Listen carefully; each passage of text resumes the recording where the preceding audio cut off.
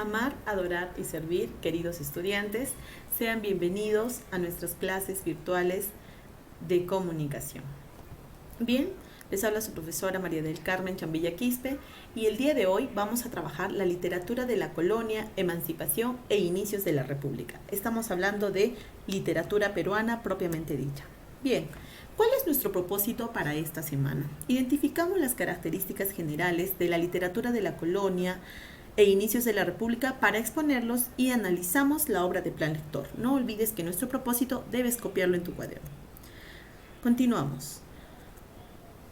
Vemos aquí un escritor representativo, quien es el Inca Garcilaso de la Vega, y una de las evidencias de la obra de Felipe Guamán Poma de Ayala. ¿Quiénes eran ellos? Eran cronistas. Bien, literatura de la conquista, para empezar la literatura de la colonia. Se da en el año de 1532 con la llegada de los españoles hasta 1570. ¿Cuáles eran las características? Pues primero, la captura de Atahualpa en Cajamarca en 1532 era la destrucción del imperio incaico y la imposición del idioma español sobre el quechua, subordinando. Y la religión. La religión católica se impone sobre el politeísmo y panteísmo. Recordemos que la cultura incaica creían en varios dioses y se les atribuía dioses a todos los seres de la naturaleza. Y se da una guerra entre los conquistadores y los españoles. A raíz de ello surgen los cronistas. Tenemos el contexto histórico. Se da en el siglo XVI, con la llegada de los españoles, el fin del imperio inca, la muerte de Atahualpa en 1532, la imposición de las normas y costumbres occidentales en nuestro imperio del Tahuantinsuyo. Y algo muy importante en cuanto a los temas, se maneja mucho la agricultura, la minería, pero se da un cambio radical y violento y bélico, porque hay guerra a raíz de ello. La agricultura, que era lo más importante y era la base de la economía en el imperio incaico, fue cambiada por la minería, la explotación de los metales, la plata y el oro. Eso ya lo conoces por historia.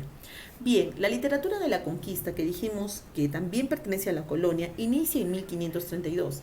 Aquí resaltan estas especies literarias: las coplas, que eran composiciones breves, las crónicas, pertenece al género narrativo, donde se narran en orden cronológico, por eso se llaman crónicas, en orden cronológico, cada hecho histórico que sucede en el imperio incaico y después, y los romances. Recuerda que el romance es un derivado del latín vulgar. Las crónicas. Tenemos tres tipos de crónicas: crónicas españolas, crónicas mestizas y crónicas indígenas.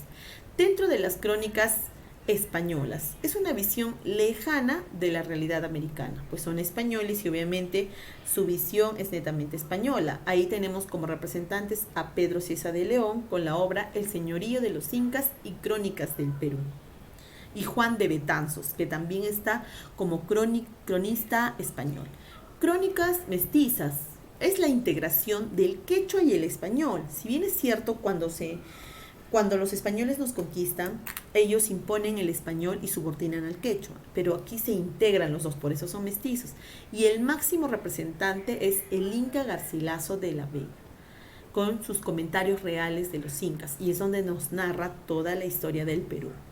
Cronistas indígenas narran la época prehispánica y colonial. Aquí ya los cronistas indígenas, ¿no?, hablan la época prehispánica y de la colonia. Tenemos a Felipe Guamán Poma de Ayala con la obra Nueva Corónica y Buen Gobierno de los Incas. ¿Se ha confundido decir corónica? No. Como Felipe Guamán Poma de Ayala recién estaba aprendiendo a hablar el español y a escribir en español, porque él era quechua hablante, es que no escribía bien, pero él quiso decir Nueva Crónica y Buen Gobierno de los Incas. Tenemos también a Titu Cusi-Yupanqui como cronista indígena. Bien, seguimos con la colonia propiamente dicha. Tenemos a Juan Espinosa Medrano, y si ustedes ven, allí tiene un lunar, llamado también el lunarejo. Tenemos a Amarilis, que no sabemos, Amarilis se mantiene en el anonimato, no se sabía si era hombre o mujer, pero finalmente se llega a la conclusión que pudo ser la señorita que vemos aquí. Después les voy a decir y ustedes lo van a exponer cómo se llama. y tenemos a Juan del Valle y Caviedes, 3 máximos representantes de la literatura de la colonia propiamente dicha.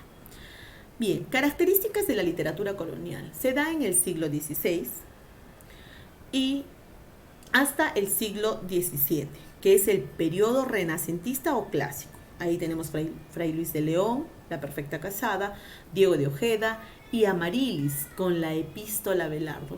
¿Qué es una epístola? Es sinónimo de cartas que se escribían antes. Del siglo XVII al siglo XVIII es el periodo barroco o gongoriano, pues aquí hablamos de Juan Espinosa Medrano, el Lunarejo, con su obra apologético a favor de Luis de Góngora y Argote, y Juan del Valle Caviedes con El Diente del Parnaso, que hacía una apología a los médicos. Luego, en el siglo XVIII tenemos el periodo neoclásico o afrancesamiento.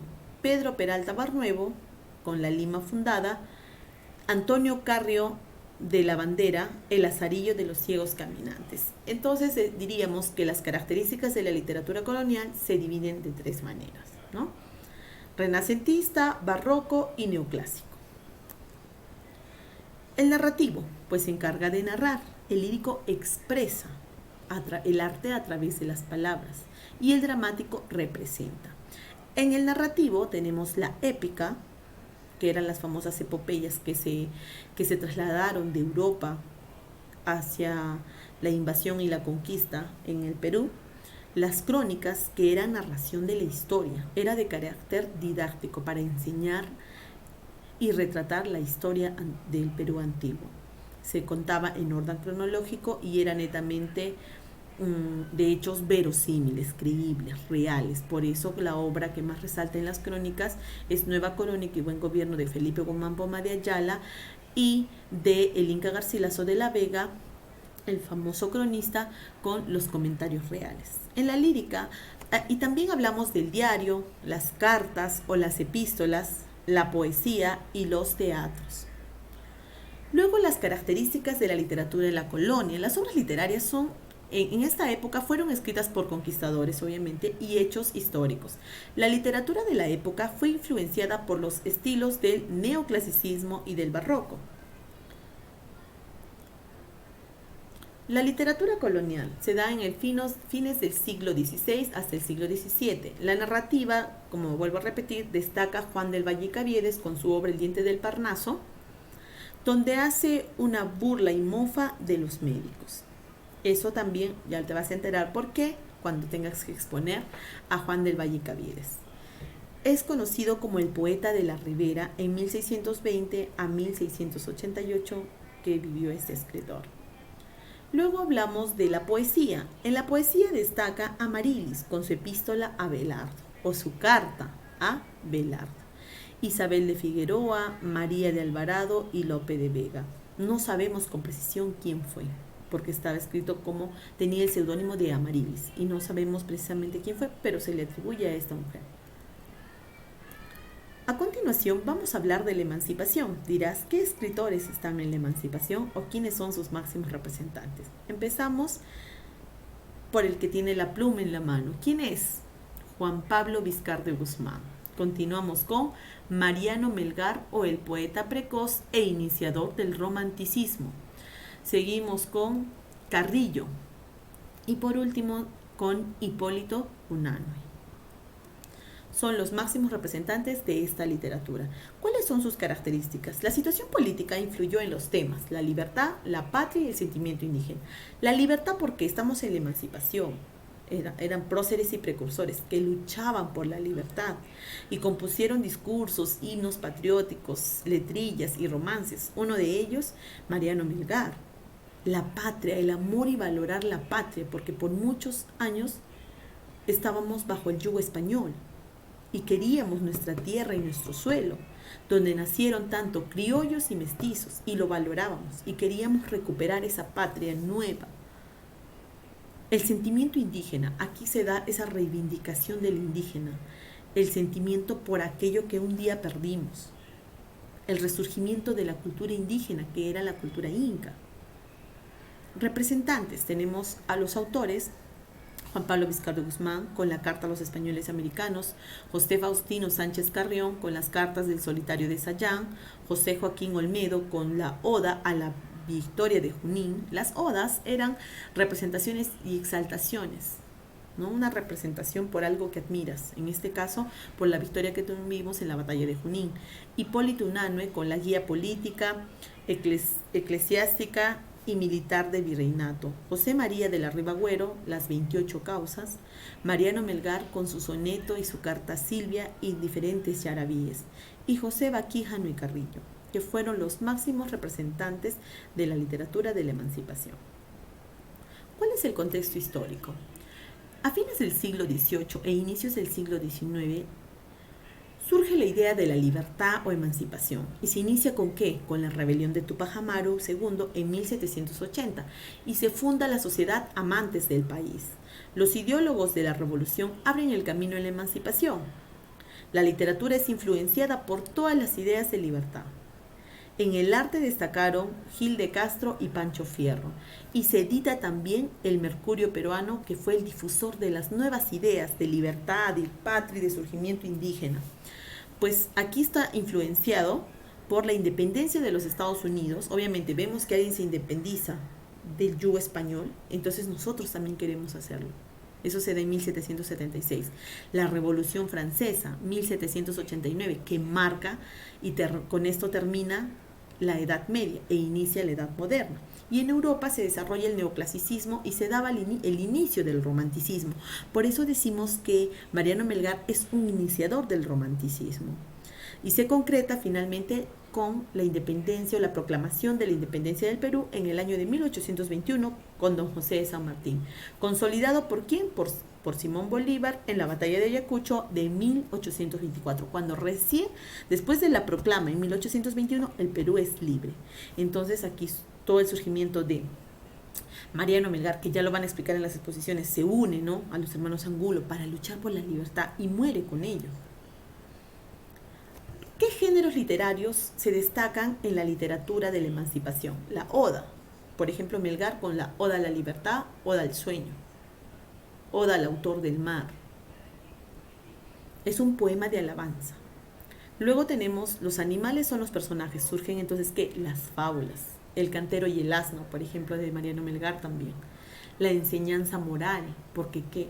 Yo tengo que, si ya estamos con una libertad, tengo que resurgir, ya estamos con una libertad, o pienso en la libertad, tengo que resurgir a esa persona para que aprenda y le deje una enseñanza y una reflexión por lo mal que puede ir haciendo algunas cosas, ¿no?, para resurgir y ser mejor persona. Surgen los ensayos. Había digamos que una diferencia entre el ensayo si tenía que ser didáctico o netamente narrativo. Actualmente el ensayo se lo considera dentro del género narrativo, pero de carácter didáctico, ¿ok?, que dejan enseñanzas. Es una crítica, una opinión que yo hago sobre algún tema de coyuntura. Y después las coplas, que eran composiciones breves y que de alguna otra forma eran burlescas, porque se burlaban y ridiculizaban a los jefes.